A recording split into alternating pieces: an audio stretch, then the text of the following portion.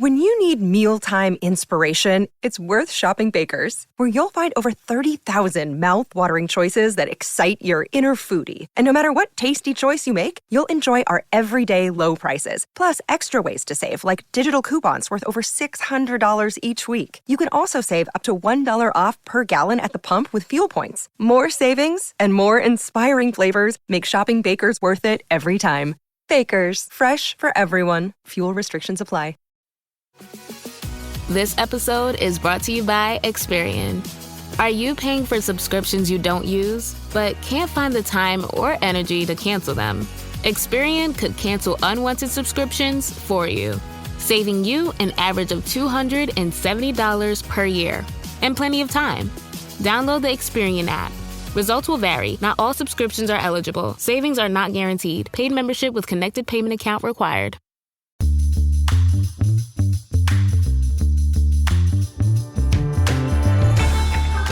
Hey everyone, welcome to this edition of Keep Watch Pass on the It's Not That Bad podcast channel, a proud member of the Pantheon Podcast Network. When it comes to comedic actors, there are some that rise well above everybody else. And when it comes to dramatic actors, there are some who, rise above everybody else. But when it comes to actors who are able to handle both comedy and drama with equal excellence, we're talking a very small group. But today, we got that covered because we're talking about the late, great Robin Williams. And here to join me is my mom. Hey, Mom. Hi there. Okay, so when we were talking about getting you on Keep Watch Pass, and I said, toss me a subject, you mentioned movies starring Robin Williams. Why Robin Williams? Robin Williams, like you mentioned in your intro, is one of those rare actors who can do both comedy and drama, and he's been one of my favorites for years. You could always trust him. Even if the movie wasn't that great, he would be great in it, and he rarely failed in that regard.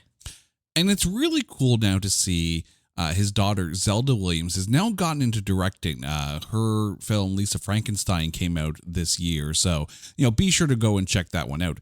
But I think the thing with Robin Williams is that, coming up from stand-up comedy and coming up from doing improv, and then, of course, as Mork, guest appearing on Happy Days, and then in Mork and Mindy, which I remember watching Mork and Mindy, and that was just such a fun show and gave me a reason to sit on the couch upside down. Not saying that I did, but I totally did. You probably did. I totally did when you weren't looking.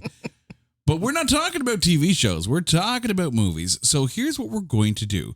We're about to go through the filmography of Mr. Robin Williams and pick 3 films each. A keep, a watch, and a pass. The keep is one we hold in absolute high regard. The watch is one that, even if there's commercials, I'd sit down and watch it. And the pass is one that is probably going to be really, really tough because Robin Williams has a fantastic filmography that spans a number of decades. And even when the movie's not that great, he's still usually pretty damn good. So it's going to make the pass really interesting to come up with. But we're going to start with our keep film. So, Mom, since it's your first Keep Watch Pass episode, I'm going to toss it over to you. So what is your Keep Robin Williams film? My Keep Robin Williams film is probably one that nobody else would really put in that category, or should I say very few. And it's one that just, it spoke to me when I saw it. And that is Bicentennial Man. It's funny. I haven't actually watched Bicentennial Man. And even though I have the book upstairs in my library, I have not had a chance to read it yet because apparently I collect far too many books. I can vouch for that. Yeah. Dear listeners, this is an audio-only podcast. And by the way, if you wonder why the sound sounds so good, it's because the entire room is pretty much soundproof with bookcases that are filled to the brim with books. I may not get a chance to get around to all of them before I die. That's pretty much how many books I have, unless I basically find a way to get paid to read the books. By the way, if you guys want to pay me to read books, I will happily do that. May have to take a few podcast episodes off. But what is it about Bicentennial Man that puts it in your keep category? I think it was just the whole concept of the story. You know, there was so much emotion in that movie, and it ran the gamut from comedy. There was always, you know, touches of comedy throughout it, but there was also this, you know, desire of this robot to become more human, and how that all played out, and his interaction with the family that he was with when he came to that discovery that he wanted to be more human, and how he worked towards that. And I mean, the film works over a period of 200 years. So there's lots of changes in there. People come, people go. And it was just, I don't know, it just sat with me. Mm-hmm. I wonder too, knowing that this came from an Isaac Asimov story, I wonder how much the source material led into not necessarily the creation, but definitely the formation of the character of Data in Star Trek: The Next Generation, because you see this android that wants to become more human. And of course, Asimov is, you know, well known to influence science fiction even to today. You have to wonder how many characters in modern pop culture and modern science fiction have been influenced by various Isaac Asimov works. Well, one movie that jumps to mind that definitely is based on Asimov's work, and that is the Will Smith one, I, Robot. I like iRobot. I do too. I know it. It qualifies for the podcast, and one day we're going to have to jump down iRobot Road because it actually isn't bad. Does he Will Smith all over the place? Yes, he does, but it's still a good story. When you need mealtime inspiration, it's worth shopping Baker's, where you'll find over 30,000 mouth-watering choices that excite your inner foodie. And no matter what tasty choice you make, you'll enjoy our everyday low prices, plus extra ways to save, like digital coupons worth over $600 each week. You can also save up to $1 off per gallon at the pump with fuel points. More savings and more inspiring flavors make shopping Baker's worth it every time. Baker's, fresh for everyone. Fuel restrictions apply. Hey, it's Kaylee Cuoco for Priceline. Ready to go to your happy place for a happy price? Well, why didn't you say so? Just download the Priceline app right now and save up to 60% on hotels. So whether it's Cousin Kevin's Kazoo Concert in Kansas City, go Kevin, or Becky's Bachelorette Bash in Bermuda, you never have to miss a trip ever again. So download the Priceline app today. Your savings are waiting. Go to your happy place for a happy price. Go to your happy price, Priceline. Might surprise you with my keep pick because you've met me, you know. Yeah, kind of, sort of. I kind of like quirky films. Mm-hmm. I kind of like really out there films. But with my keep pick, I'm going with one of his more dramatic roles, and I'm going with Dead Poets Society. This is a fantastic film. And when you're looking at actors who are looking to make the leap into dramatic roles from comedy, because let's be honest, some actors, if they come up through comedy and they're known for comedy, it's hard to kind of break out of that typecast. And you think about Jim Carrey. Man on the Moon was a really good launch for him to go into more dramatic roles. And then he did the number 23, and I don't know what the hell happened there. But with Robin Williams coming up with the Dead Poets Society, you know, and this is after, you know, his time on Mork and Mindy. This is after Popeye, which, you know, okay, Popeye, right? This is after a number of comedic roles as well. But Dead Poets Society, holy crap. This is a full-on gravitas role. And it's not like a movie like Good Morning Vietnam, where it's still a serious film, but he gets to bring some of that Robin Williams stand-up comedy, you know, energy to the role of Adrian Cronauer. In Dead Poets Society, it is dead serious, pardon the pun, but it's so good. And if you are not tempted to stand up on your chair in the theater and start screaming out, "Oh, Captain, my Captain," you have watched the movie wrong. He deserved the Oscar nom that he got for this role. Yeah, he did. I can't disagree with that at all. My watch film comes from around that same era of his films, but it's a little bit of a different direction. It's not necessarily a comedy, and it's not necessarily a drama, but it's Cadillac Man. Here's a film where he plays a used car salesman, and not exactly the most upstanding of used car salesmen. He's a bit of a player. He's a bit of a bon vivant, if you will. But then Tim Robbins crashes his motorcycle into the car dealership, takes the whole place hostage in trying to find out who is having the affair with his wife. Robin Williams has to basically use car salesman talk his way, and everyone else is out of this hostage situation. And it kind of fits into that, I guess, dramedy role, because it's not outright funny. There are funny moments in it, and Robin Williams is perfect for this. Also, straight up mustachioed Robin Williams, which it still works on him. For some reason, mustaches don't always work on someone. It actually worked on Robin Williams. But the interplay between two fantastic actors, Yes, Robin Williams and Tim Robbins, if you have not had a chance to watch Cadillac Man, you are depriving yourself. For your watch film, what did you go with? well, I went with one a lot of people will know and probably have seen. Everybody knows it, and it was one of the most fun movies that I've watched in a long time, and it is Mrs. Doubtfire. The combination of outright comedy, which he played to a T without going over the top.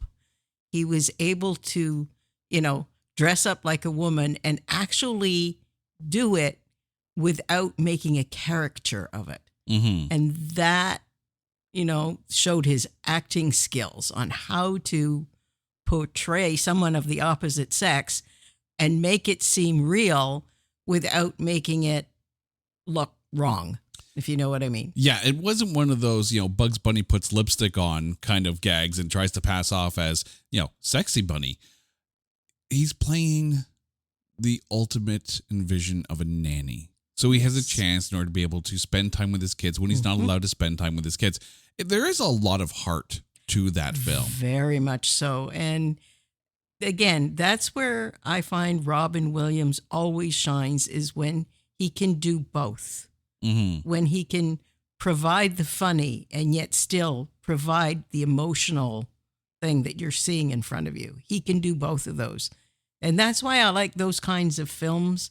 Not that I would not like the Dead Poets Society, but I think he really shines the most when he's able to put both into a film. Yeah, no, his dramedy roles are actually quite good. And the thing too is, you've got Sally Field in there. Pristine acting. And Pierce Brosnan, who at that point was very easy on the eyes. I see why you picked this film. I get it. No, I picked it for Robin Williams, but Pierce Brosnan was just the icing on the cake. I get it. We understand. We all have those actors that are, picture on the window, if you will. All right. So now comes the really tough one for you here. What is your pass Robin Williams film? You already mentioned it, and it's Popeye. That one I can pass. And not that he didn't do an amazing job in it, because he was really Popeye. He really did that well. But it's just the whole movie was way over the top. I mean, yeah, Shelley Duvall made the best olive oil ever. But it was too much, if you know what I mean. It was way over the top. And so that one, I've got a secondary pass one too. Yeah, no, I think Popeye kind of checks off a lot of, boxes on the, is it a pass film? And the thing is, when you take a look at his portrayal of Popeye, it really is pretty darn spot on to what the original cartoons used to be. Like, we're talking like what back in the 40s, I think the cartoons. Oh yeah, it goes back a long way, and they were always very slapstick. Mm-hmm. In fact, I think they might go back as far as the late 30s. Yeah, that's how long it's been around. But it's older than I am. Look at that. But even with like the mumble talk and the squint and the, this was also a major production, like the set design, like the boats that they were doing everything on, and it's a musical. Like, it's a Popeye the musical. that no one ever asked for. Exactly. You know, and yes, Shelley Duvall was almost pitch perfect as Olive Oil. Like, I don't know who you really could have put into that role around that time. Yeah, she was definitely the perfect choice for that role. She looked the part. She's a tall, slender woman at that point, and she just went right with it. Like, yeah, and the thing is, they did look like they were having a lot of fun on that film. Like, say what you will about it, it's campy. It's really, really campy. I think the only other person I could see maybe around that era taking that role might have been Julie Haggerty, who of course was in the Airplane films. But really, Shelley Duvall really did have the look for Olive Oil. Yep. And it is a fun film. If you're looking for camp, and this, I think it's more unintentional camp. I don't think they meant it to be as campy as it was. Exactly. But the thing with camp is you can't force camp. Camp just happens. And this falls into, I mean, if you're looking for a serious representation of the comics and the cartoon strips, you're not getting that. If you're looking for a musical romp that is completely and utterly silly and out there, okay, there you go. And when you consider when that was made, which was in the early 80s, Robin Williams was really at the height of his comedy career and his being in front of an audience and doing that his kind of stand-up career. Yeah. Yes, exactly. And so that's what I guess, he brought to it at that time. Yeah. I mean, and the fact that he studied at Juilliard, here's a man with stage presence. Here's a man that's able to command an audience and project to the back row, as he used to say in his stand-up routines. And here, yes, he absolutely commanded the screen, even though the film is camp as hell. Yeah. My past film is one that initially I would kind of qualify in my watch films, but as time goes on and I go back and I rewatch and go, wow, I'm going to need some more drugs for this one. And that's Toys. This film is weird AF. So Robin Williams plays the heir to a toy factory after his father passes away. And all of a sudden there's this attempt at a hostile takeover by people who want to make war toys. And he just wants to make fun kid toys. The film, visually, I mean, set design, production design, it looks amazing, but in that really messed up Tim Burton on a fever dream kind of way. I mean, honestly, and the thing is, Robin Williams is still good in it. Even if the character is, it's almost like they're saying, yeah, if AI did a Robin Williams role, this is kind of what it would feel like. Honestly, I think the best thing out of this film is Tori Amos' song on the soundtrack, Happy Worker. And even that is one of her more left of center songs from Tori Amos, who has a few of them out there. But initially when I saw this, I was like stunned by the visuals and stunned by the left of centerness of it. But then as time passes and you sit there and realize, no, this is kind of weird for weird's sake. And I don't know if that kind of works in this sense, in this time, and in this movie. It's worth a watch. And if you like a film that's a little out there and a little different, okay, you know what? Toys might be for you. But if you're looking for a solid Robin Williams performance in a role that's flushed out, that's the thing. This role isn't really flushed out. It's not. Joan Cusack is also in it in a very weird role as well. Like, I don't even know how to explain this film sometimes. It's one of those films. You say, explain Toys. I don't know how. I really don't know how. All I can say is it looks cool. Soundtrack's good. Robin Williams is good. But the film's messed up. All right. Mom, before we go, please remind our listeners what your keep, watch, and pass picks are for films starring Robin Williams. My keep was Bicentennial Man. My watch was Mrs. Doubtfire, and my pass was Popeye. I do, however, have one other film I would like to mention, Okay. which, kind of sneaks into the watch there as well a little bit, and that is Insomnia. He played a serial killer in that movie. There was no comedy in this movie, but as one of his dramatic roles, it was so understated and so creepy that he actually outacted Al Pacino. Like he as much as Al Pacino was supposed to be the main star of the movie, when Robin Williams was on screen, there was no contest. Oh. He was amazing in that movie. No matter the film, the minute Robin Williams gets on screen, you're not going to outshine him. I mean, take a look at the Adventures of Baron Munchausen. Here's a film where he's on it for a grand total of maybe 7 minutes, Maybe.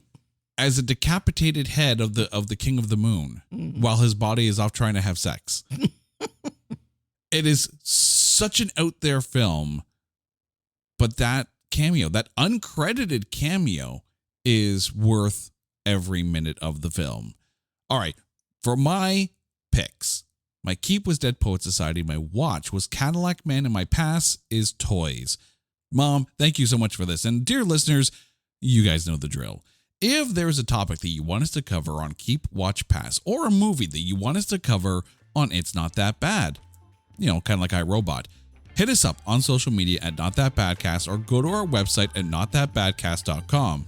And while you're there, make sure you check out our coming soon page. We have a bunch of episodes that we have put on our wish list that we want to hear from you on. Drop us a line, get a shout out in the show. We'd love to hear from you. Until next time, that's my mom. I'm Jay. You guys are awesome. This is Keep, Watch, Pass on the It's Not That Bad podcast channel, a proud member of the Pantheon Podcast Network. Take care.